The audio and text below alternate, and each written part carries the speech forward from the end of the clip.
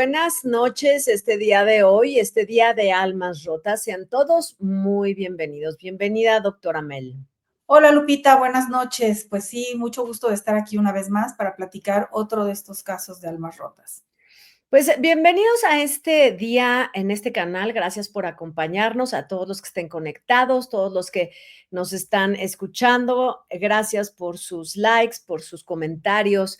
Este es un caso muy especial porque es el típico caso que hemos comentado nosotros, doctora Mel, de cómo puede una persona dentro de la sociedad actuar como una persona común y corriente como nosotros y que puede ser nuestro vecino, nuestro médico, Ujú. nuestro familiar, con quien convives día a día, y nunca te imaginarías que pudiera llegar a ser un criminal.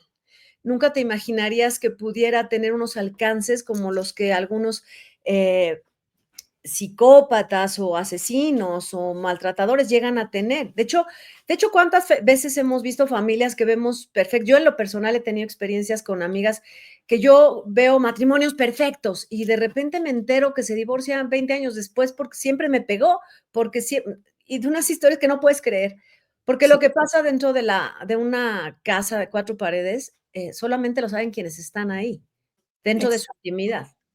Y hay personas que además tienen una gran habilidad para ocultar eso que sucede y mostrar una cara afuera y otra completamente distinta, ¿no? En el interior de sus hogares. Ujú. Exactamente. Entonces, pues este es el caso de la familia Boyle Laundrie, que es muy interesante por el desempeño del hijo, bueno, la conducta criminal del padre, sin duda, pero el hijo que a los 11 a 12 años es un niño maduro que entiende que ha tomado un papel que no le corresponde, pero eso lo vamos a analizar después de ver el video.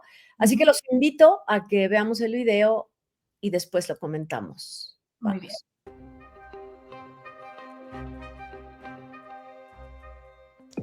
John Boyle dijo que su esposa había dejado su casa por voluntad propia. Sin embargo, el exitoso médico osteópata de Mansfield, Ohio, fue declarado culpable del asesinato en primer grado de Noreen el 29 de junio de 1990.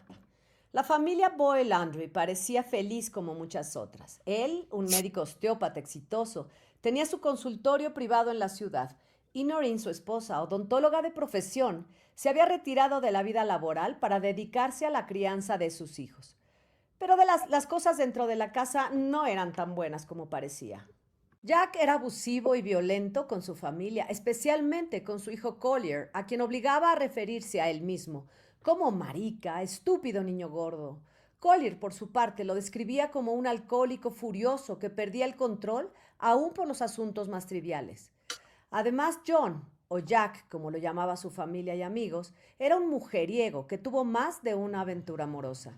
Noreen las toleraba porque, según dicen quienes la conocían, no quería que sus hijos crecieran en un hogar roto. La única condición que le puso fue que no involucrara a los niños en sus aventuras. Esta relación inició cuando Jack tenía 19 años y Noreen 16, y ambos asistieron a la Universidad de Pensilvania. Ella se matriculó en la escuela de odontología y él en la medicina. En cuanto ella terminó, buscó trabajo para apoyarlo y que él pudiera terminar la especialización en osteopatía. En cuanto él terminó su especialidad, se casaron y probaron vivir en diferentes lugares hasta que se instalaron en Mansfield, Ohio. El 28 de febrero de 1978 nació Collier, su primer hijo. Años después, en 1989, adoptarían a Elizabeth, una pequeña niña taiwanesa de 3 años.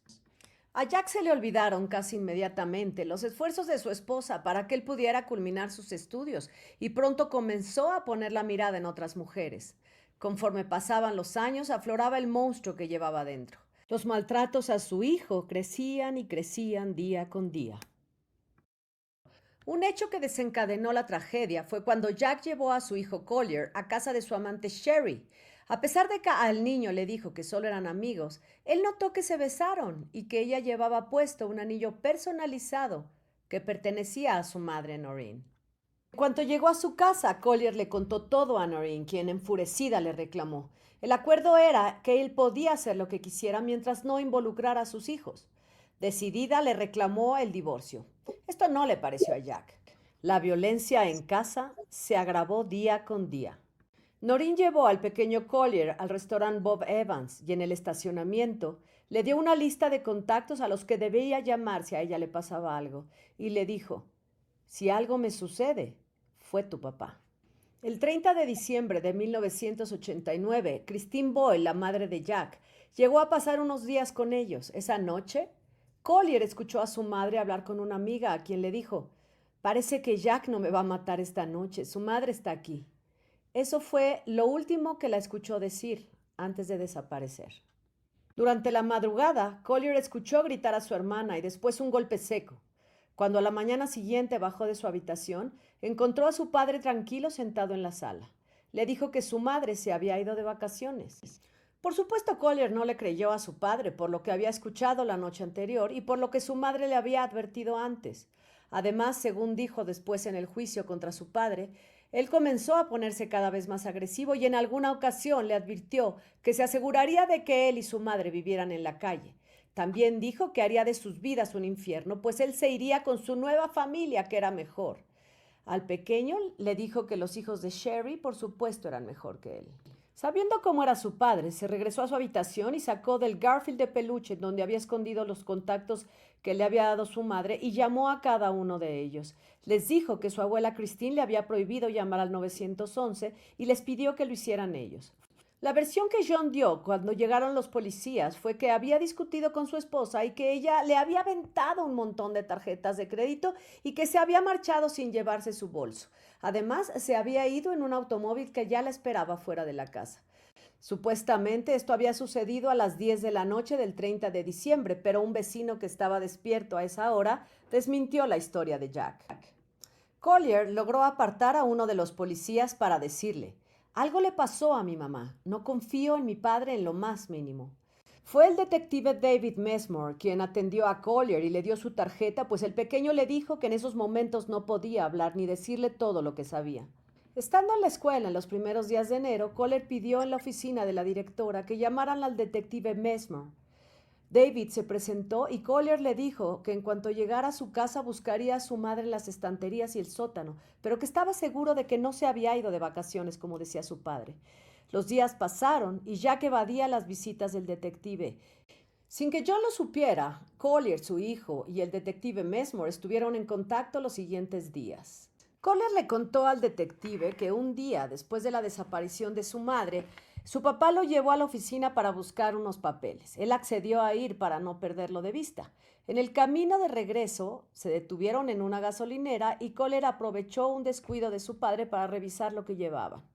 Encontró entre los papeles que habían recogido dos fotografías. Uno era de una casa que él no conocía y otro de la novia Sherry o amante con sus dos hijos sentados frente a una chimenea envuelta con un plástico. También lo acompañó a comprar una lona azul y una alfombra de pasto que nunca supo para qué sería en ese momento. Detective Messmore. Pero para entonces los investigadores ya habían descubierto una importante evidencia, que fue la renta de un martillo neumático en un local de Mansfield 2 días antes de la desaparición de Noreen. Además, Messmore se enteró de que John había establecido una nueva consulta médica en la ciudad de Erie, Pensilvania, a 3 horas en auto de Mansfield. John Boyle no solo había abierto el consultorio, también había comprado una casa justo antes de que Noreen desapareciera, y la mujer que lo acompañó firmó como Sherry, la novia, y no era Noreen, la esposa. Cuando consultaron al agente inmobiliario, contó que John había tenido mucha prisa por cerrar la operación de la casa y que lo más intrigante era que había preguntado qué había debajo del nuevo suelo, del sótano, por si algún día tendría que rebajarlo. John intuyó que estaba siendo investigado y le dijo a Collier que, al igual que él, extrañaba mucho a Noreen y que para sentirse mejor lo invitaría a una conferencia médica que se celebraría en Florida la siguiente semana. Sería un viaje de padre e hijo. Collier, por supuesto, no confiaba nada en su padre y llamó inmediatamente al detective Messmore para contarle los planes. Se sentía aterrorizado. La mañana del 24 de enero, menos de 4 semanas después de la desaparición de su madre, Collier y su pequeña hermana adoptiva fueron sacados de la casa por servicios sociales. Los investigadores revisaron la casa, destrozando paredes buscando el cuerpo de Noreen, pero en Mansfield no había nada. También revisaron la casa nueva en Erie y fue ahí en donde se encontró el cuerpo de Noreen Boyle en el sótano. La lona azul que habían comprado antes fue para envolver el cuerpo de Noreen y la alfombra verde de pasto se utilizó para cubrir el cemento fresco del sótano en la casa de Avery.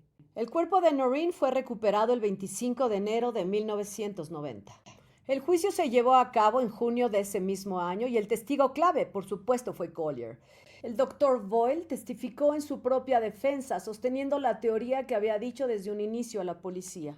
Según él, su esposa se había ido con un desconocido en un automóvil que ya la esperaba y los había abandonado. Por supuesto, nadie creyó la historia de Jack Boyle, que fue declarado culpable de asesinato en primer grado de su esposa Noreen y de haber manipulado el cuerpo. Se le sentenció a cadena perpetua sin posibilidad de libertad en 20 años. Esta condena es consecutiva a los 18 meses por la manipulación del cuerpo. Está en la institución correccional Marion.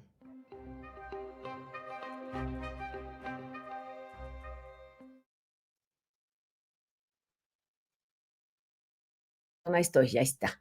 Ya está este caso del doctor John Boyle. Híjole, qué claro caso de un narcisista, ¿no? Que considera que todos los demás son estúpidos, incluido su hijo, que a los 11 años se da perfectamente cuenta de quién es su padre. ¿Sabes qué? Me parece varias cosas interesantes, doctora Mel, que es uno, un niño haciéndose responsable de algo tan importante como proteger a su madre y denunciar a su padre, porque la mamá le da un encargo. Si algo me pasa, fue tu papá. Eh, Hay una niña de 3 años que según dicen, y según al parecer ella dice mucho después, a pesar de que tiene 3 años, es la testigo de que su papá golpea con un mazo a su mamá. Por eso Collier escucha ese grito. Ay, Eh, o sea, la niña sí fue. Al final los separaron. A Collier, a su hermana, los separaron. Collier nunca volvió a ver a su hermana. Los dieron en adopción. Por sí. supuesto, Collier no volvió a ver a la abuela Christine, que por cierto, ahorita no, nos pases este análisis porque la abuela lo protege al hijo, John. Ujú. Le prohíbe al nieto que llame a la policía cuando desaparece la mamá, le prohíbe, lo regaña cuando llega la policía porque lo llamó y todavía junta fondos para la defensa de su hijo, a ver, que ya está la mujer muerta, descubierta por la policía y todavía lo sigue apoyando. Hay como muchas cosas importantes aquí, maltrato, soberbia. eh, a ver, pues empecemos, pues. Sí, un desprecio, ¿no? Un desprecio total también por esta mujer que incluso ya había aceptado que él tuviera sus amoríos y solamente le pedía que eso no afectara a sus hijos y ya, o sea, ni siquiera ella le reclamaba y aún así para él no era suficiente, sino que yo veo en principio, además de todo este maltrato y todo lo que se señala, como parte de eso que no se sabía, de esta familia que cuando uno ve las imágenes, una familia muy bonita, preciosa, ¿no? Todos muy sonrientes, muy guapos, los niños muy lindos. Sí hay esta etapa como más o menos preadolescente, donde Collier sí se ve que ha subido algo de peso, que es algo que pasa muchas veces como antesala de la pubertad en muchos niños, ¿no? Y utilizar eso para ofenderlo, para insultarlo y para decirle que él mismo se calificara así, pues sí habla de una persona de una crueldad terrible que no se ve ni en esas fotografías y seguramente tampoco en la imagen que daban a la sociedad, porque era un médico muy destacado, o sea, todo aparentemente muy bien por fuera. Este acto que él hace de llevar al hijo con la amante para que la conozca supuestamente como una amiga y que él se dé cuenta que se besan y que trae el anillo de la madre, pues obviamente habla de una forma de perversidad que estaba ahí, o sea, eso... Claro, él es un perverso. Pero a ver, aquí hay una cosa muy interesante. Sí, él es un perverso, él es cruel, porque es cruel, es Ujú, cruel. Todo lo que le dice al hijo de los voy a acabar, los voy a hundir, los voy a dejar en la calle, eh, amenaza. él tiene el pie puesto sobre la mamá y el hijo. La hija acababa de ser adoptada, no importa, era parte de la familia, pero no estaba tan involucrada, era más pequeña, pero les tiene el pie puesto encima. Sin embargo, veo una mujer, Noreen, que es odontóloga, que ya trabajó para mantener la carrera del que fue su esposo, o sea, ella trabajó para que él pudiera pagar la especialidad en osteopatía. O sea, eso quiere decir que ella puede salir adelante. Sin embargo, se resigna a mantener este matrimonio y dice, acepto tus aventuras, tu violencia y todo con tal de que mis hijos no estén en un hogar roto, cuando el hombre los está rompiendo, o sea, está rompiendo la autoestima del niño.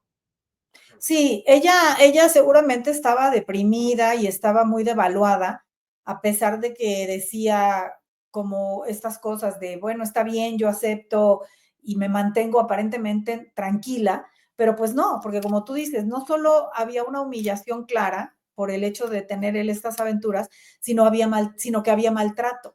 Y ella se queda en esa familia con el hijo, con la hijita, viviendo ese maltrato. Entonces yo creo que sí, ella debe haber estado deprimida porque incluso tener estas sospechas, decirle al hijo, tú le avisas a las personas si me pasa algo, porque va a ser él, en lugar de hacer algo más eficaz, ¿no? Acudir a una persona mayor, aunque con la amiga, según nos contabas en el relato, le dice a la amiga, creo que no me va a matar hoy porque está su madre, pero como diciendo, sospecho que lo hará otro día, pero ¿por qué no ella fue capaz de hacer algo más contundente, ¿no? Hablar con adultos, no encargarle al niño eso, Es que porque yo aquí, creo que ella no estaba bien. Ajá. a ver, es que aquí hay algo muy interesante. En todo lo que yo estuve buscando, no encuentro referencia de familia de Noreen. Mm, No sé dónde nació, quiénes eran sus padres, porque de este hombre criminal sí sabemos que la familia se unió y juntaron dinero pero ¿dónde? ¿Por qué Noreen no llama a su madre cuando llega Christine, la suegra? ¿Por qué Noreen no le da al hijo, oye, los nombres de tus abuelos para que les llames en caso de que algo me suceda? ¿Por qué son otros contactos? y tan es así que terminan ellos adoptados por personas ajenas a la familia. No aparece que terminaron en la casa de una tía o de un abuelo o de nadie. O sea, terminan con otras familias los dos niños, ¿no? Entonces tienes. Probablemente eso será entonces lo que haga que Noreen, a pesar de la violencia, que como dice Collier, era un alcohólico que se enfurecía por cualquier cosa, los engaños, ella es, con tal de no estar sola, es capaz, como dice la película de Almodóvar, Mm. sobre mi madre, las mujeres somos capaces de cualquier cosa con tal de no estar solas. Es una frase que se quedó para siempre. Pero me parece mucho el caso de Noreen, porque exponer a tus propios hijos, adoptar dentro de toda esta familia disfuncional y violenta, todavía adoptas a una niña a la Sí. que le vas a dar esa vida.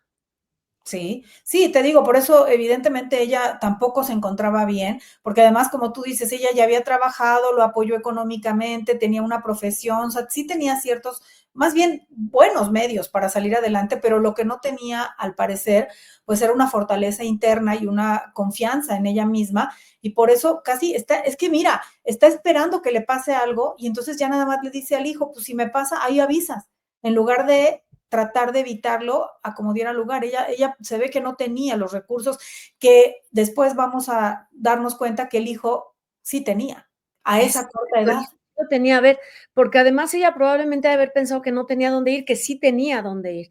A ver, Ujú. esto ya es como más, ya tú dirás, y así me dices, no, pues la que estás mal eres tú. Se me Continuamos. ocurre, no, es que se me ocurre, en el momento que ella ha sufrido tanto, engaños, descubre que ya trae el anillo la otra, que ya tiene otros hijos con otra, que ya involucró al hijo, que ya hizo lo que ella le había pedido que no hiciera.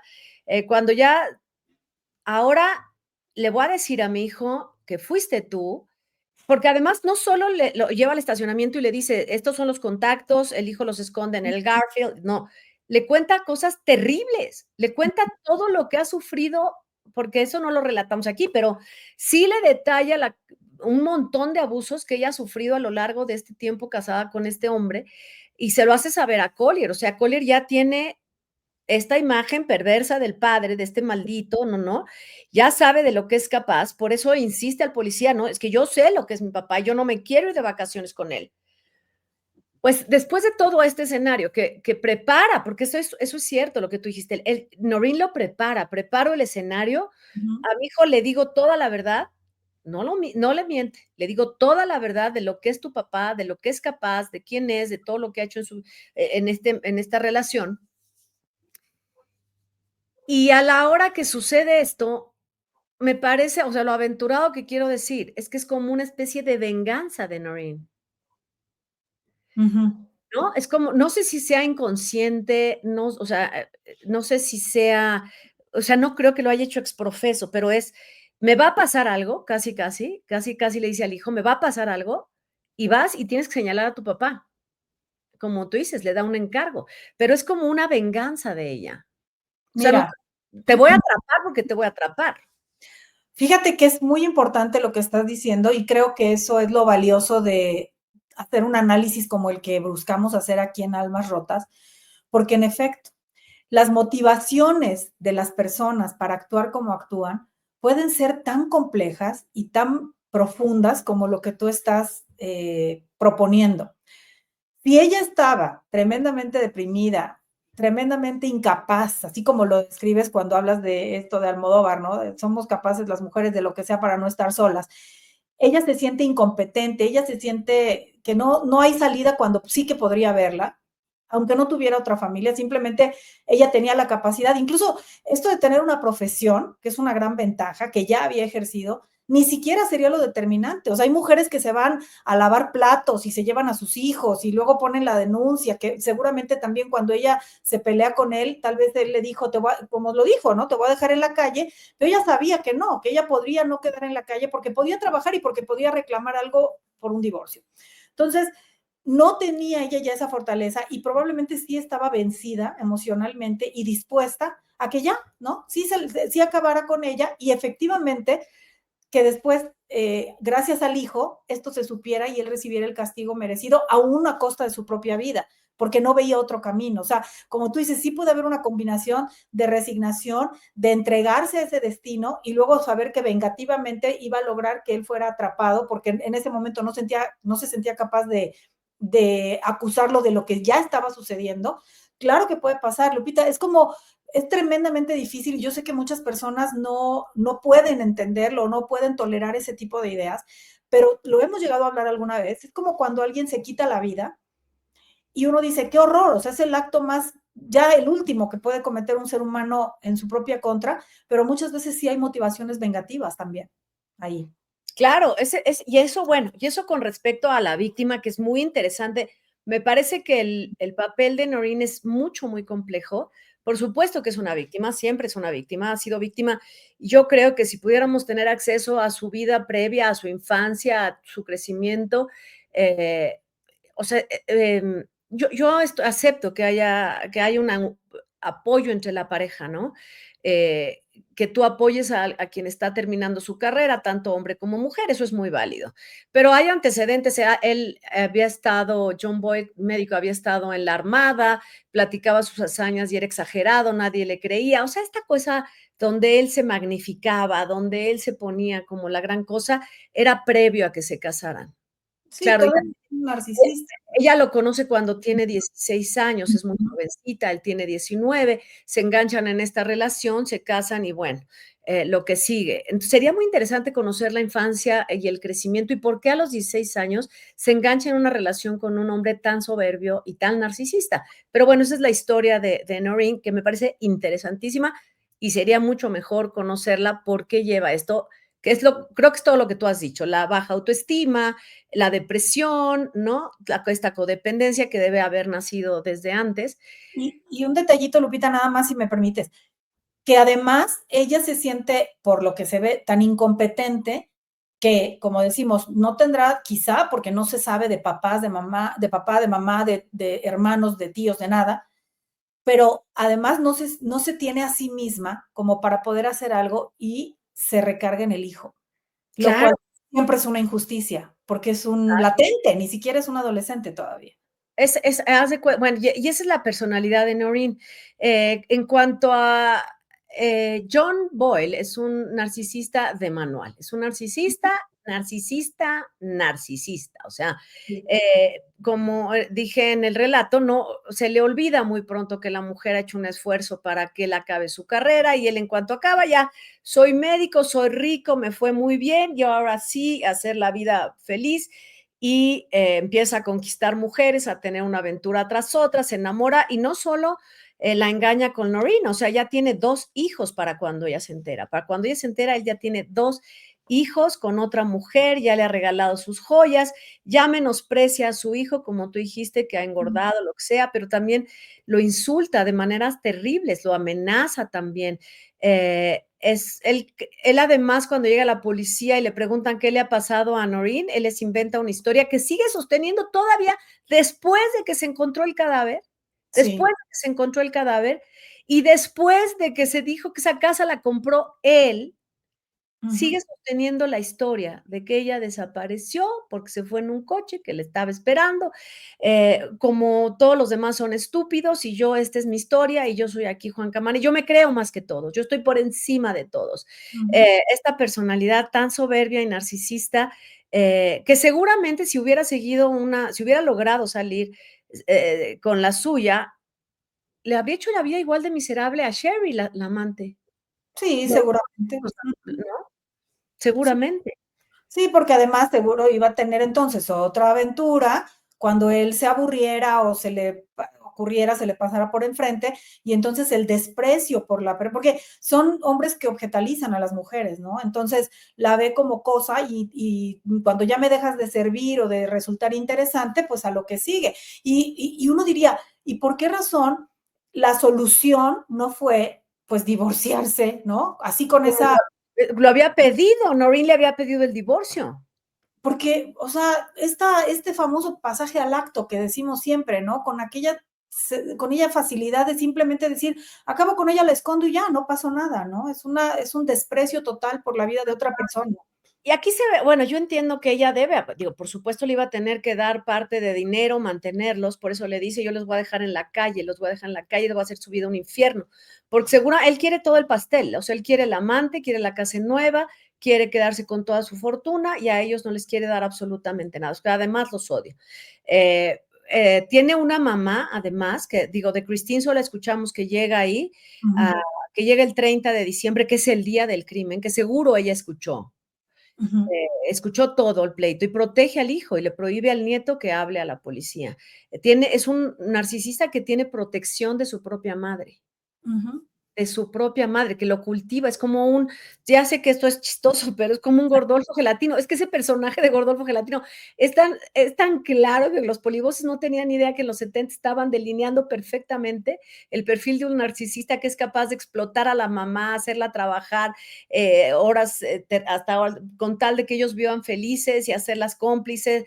Ese es el tipo de mamá que cría un narcisista. Claro, exacto. Ella contribuye de una manera considerable en la personalidad que este hombre, pues alcanza, cómo florece esa personalidad y así continúa, sobre todo seguramente también usando un mecanismo de defensa de negación, ¿no? De negación. O sea, él no hizo nada y yo lo voy a defender aunque las pruebas demuestren lo contrario y aunque el nieto, que también es tu sangre, es tu nieto, te diga que él lo maltrataba, que él hacía todas estas cosas terribles y que él sabe que algo oculta a este padre, la mamá simple y sencillamente entra en la dinámica de la total y absoluta negación y se colude, ¿no? Para proteger al hijo. Sí es verdad que decía este detective Mesmer, ¿no? Que cuando fue a la casa, la abuela se interponía, ¿no? Y el niño le quería decir algo y ella así como que lo que dices, le prohíbe, ¿no? Quítate, tú no vas a hablar y le da la tarjeta pues a escondidas y le dice luego me llamas. Luego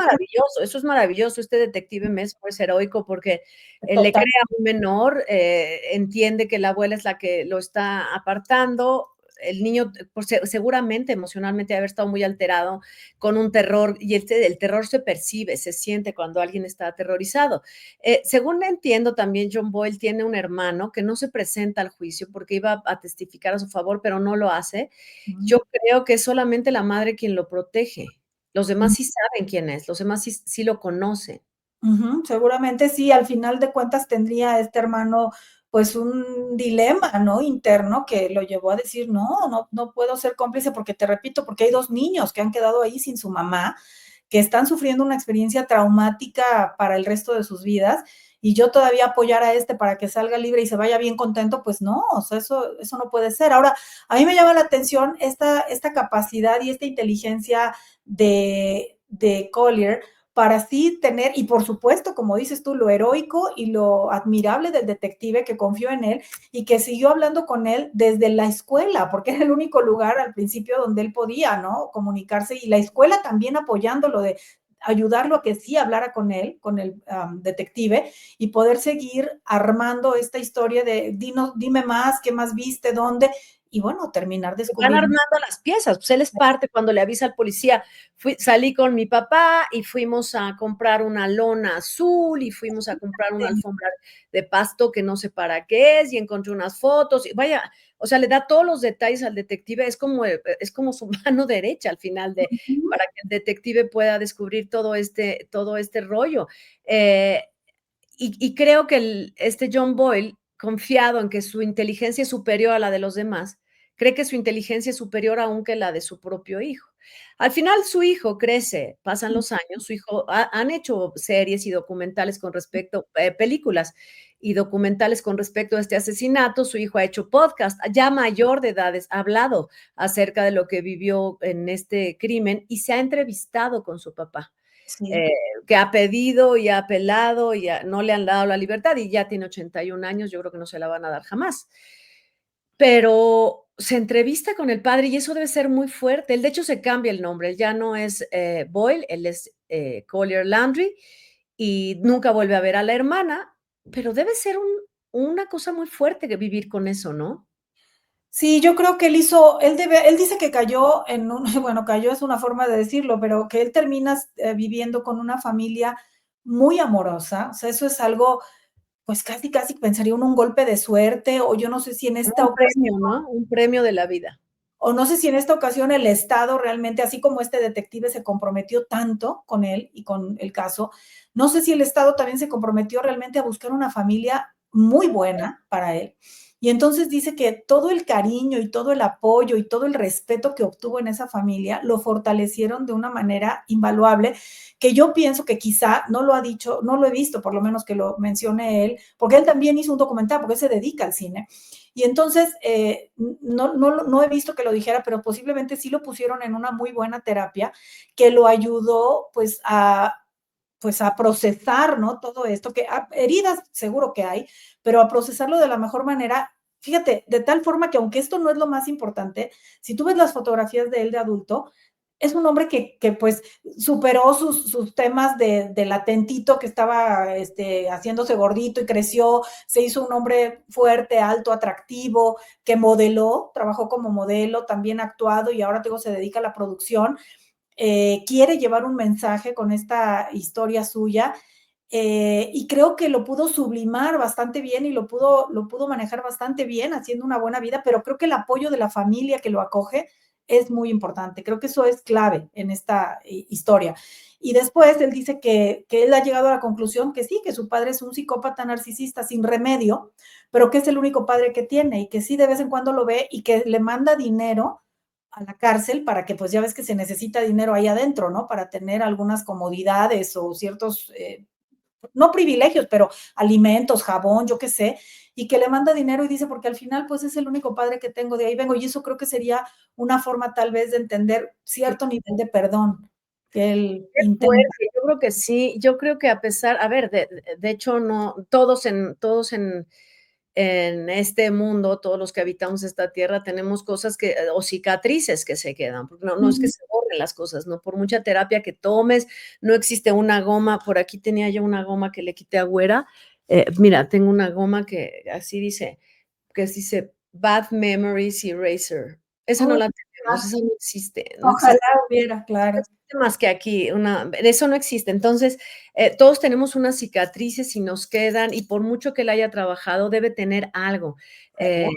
y por eso somos almas rotas, todos de alguna manera. Si no estamos completamente rotos, sí tenemos una fisura, porque nadie sale de esta vida perfecto, nadie sale de esta vida sin un toquecito, por lo menos. Y él Totalmente. debe tener mucho, porque es la muerte de su madre en brazos digo, a manos de su propio padre.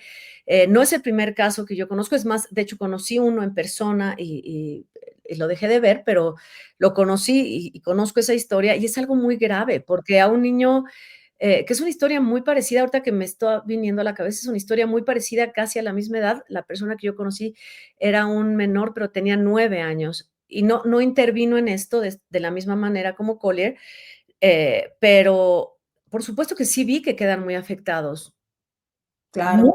muy afectados.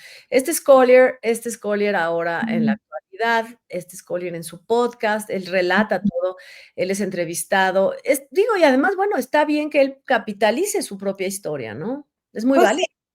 también, al final de cuentas, cumple con 2 objetivos. Uno es hablar, porque sí, hablar de lo que pasa también ayuda a sanar, y también da una sensación de contribuir de alguna forma, a la sociedad y a otros casos para que se sepa y se aprenda de ello. Y por otro lado, pues sí, también económicamente, pues es un derecho, ¿no? Ahora, sí que quedan heridas totalmente y algunas de esas heridas periódicamente vuelven a supurar, ¿no? Lo que hace la gente es intentar mantenerse a flote lo más que puede, el mayor tiempo posible, y creo que es lo que él ha intentado y ha logrado. Pero sí, es verdad, no sabemos, ¿no? Mira, hay gente que dice, yo creo que he superado esta experiencia traumática, tengo una buena vida, a lo mejor tienen su familia, que no sé si es el caso de él o no, pero de repente tengo pesadillas, ¿no? Que me despierto en las madrugadas con pesadillas terribles, o todavía tengo que ir a terapia, o tomo medicación, pues sí, algo siempre queda, ¿no? Exacto, exacto. Pero bueno, esta es una historia fuerte por donde se mire, todos los personajes tienen algo. Yo creo que Sí. todos los personajes traen algo de almas rotas, una madre que es capaz de criar y proteger a un narcisista, y capaz de protegerlo hasta en el crimen más atroz, que es el asesinato. Por otro lado, tenemos el alma rota de Noreen, que es incapaz de levantarse, de salir adelante, de protegerse ella misma y tiene que poner a su hijo como escudo. Ujú, Tenemos, por supuesto, el alma rota de Collier, que creo que se restaura. Podríamos decir que él es de las almas rotas que tiene muchas fisuras y que está pegado, ¿no? Como pegado, como tú dices, como vuelto a pegar con una familia muy amorosa que sirvió como em, de pegamento, ¿no? Para muy firme, como un cola loca, pues, esos que ya no se separan nunca. ujú, Eh, y que no sabemos, que a lo mejor habrá algún detonante, como sabemos que hay disparadores, que pueda quebrarlo en algún momento.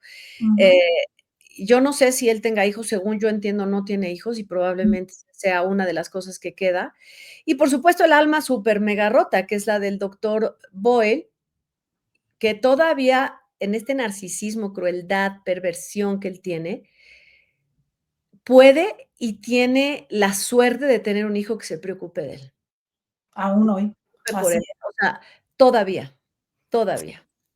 Sí, sí, sí, que también eso es un dato importante porque él lo dice de una forma muy bonita, ¿no? Es el único padre que tengo y finalmente creo que el rencor no me ayudaría, no es que lo quiera, pero pues ahí está y ahí le mando de vez en cuando, pero pues quién sabe, ¿no? También uno podría pensar ahí que habrá, a lo mejor también él. Lo que te digo, que habrá, ojalá no exista un disparador que lo lleve a tanto. Collier tampoco volvió a ver a los 2 hermanos que tiene, a los 2 medios hermanos que tiene la amante Sherry, a ellos no los vuelve a ver, tampoco a Sherry, bueno, sí la conoció, pero nunca la vuelve a ver, a su hermana Elizabeth, que era la pequeña que habían adoptado, tampoco la vuelve a ver. Se me hace eh, y entonces en realidad queda en una vida, insisto, no conocemos a la familia de Noreen, pero como tú dices, o sea, él también queda tan solo como su madre en todo caso.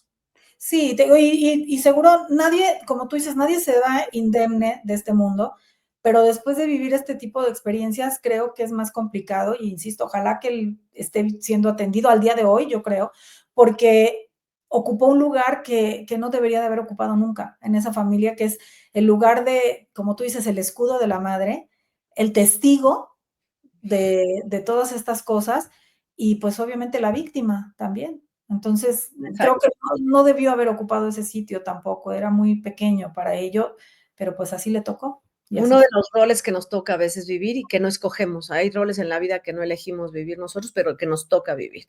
Ujú. Eh, pues este ha sido el caso de John Boyle y yo diría más bien que es el caso de Collier Landry, y todo lo que vivió para que fuera capturado su padre, la muerte de su madre. Al final creo que él acaba siendo el protagonista de esta historia.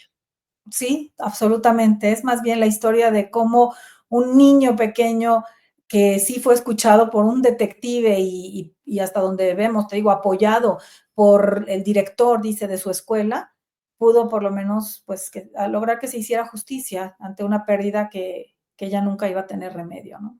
Exactamente. Pues muchas gracias por habernos acompañado este día de, bueno, esta noche de Almas Rotas o día a la hora que ustedes lo vean, está perfecto. Déjenos comentarios, sugerencias, lo que nos quieran decir, algún otro caso que quieran tomar. ¿Cómo ven este caso?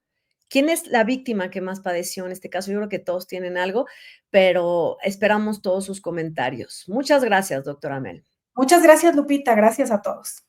Vámonos pues, hasta luego.